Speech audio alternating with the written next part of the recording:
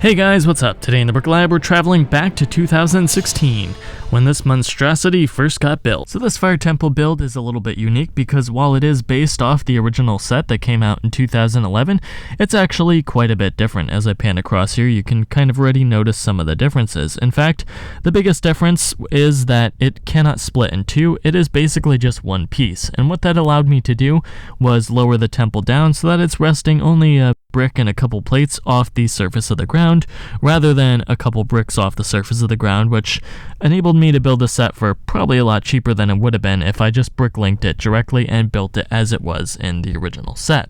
And of course I did also, as you'll notice, leave out the fire dragon, which is unfortunate, but then again my priority was basically focused on the temple. And my inspiration for building this was actually the instruction manuals for the LEGO Dimensions Fun Packs for Ninjago. If you've seen any of those, then you know that the Ninjago characters are always posed in front of a moonlit version of the fire temple, which was really why I wanted to build this thing in the first place. And in fact, I did get some use out of this before making this video. It was actually, I used it back in 2016 as the backdrop for my Dark Samurai brick film, which you may or may not have seen if you're a longtime viewer of the channel. But yeah, so let's go ahead and take a look at some of the features of this fire temple and exactly what just makes it different from the other versions. Now, some things, of course, I did keep the exact same. As you can see here, we have Cole facing off against one of the Skullkin warriors.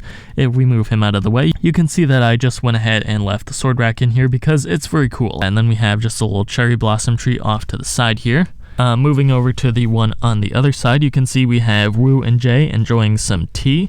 And then, yeah, of course, in the background, just posing, I guess, for the camera.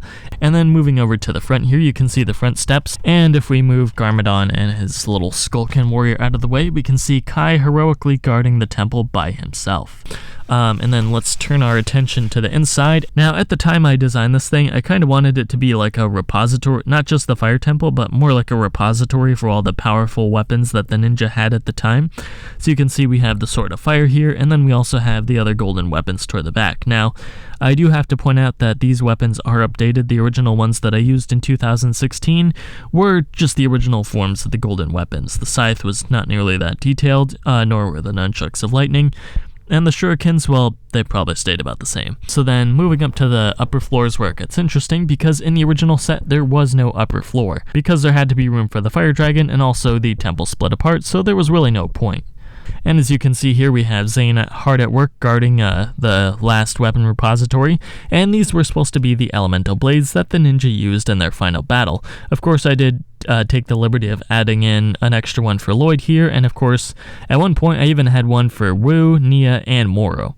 I just figured it would be kind of neat to give all the ninja their own signature elemental blades, but you know, unfortunately, as time has gone on, those have kind of, some of them have kind of wandered away. Hopefully they'll turn up sooner or later. And here's just a quick look at Zane on the upper balcony defending the temple from above.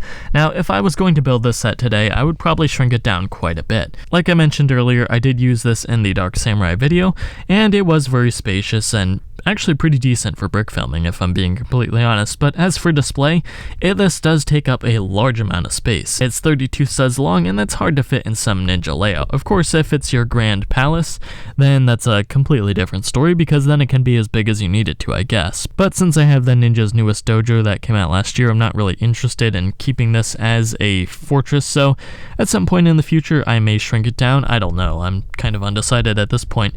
Now, I'm not going to do a build tutorial for this one just because it is so much like the original set. All I did was make a few modifications. But what I will do is maybe just put the studio file in the description below. That way, if you do want to build it, you can just, you know, go ahead, you have it right there. So yeah, that's pretty much all I have for today.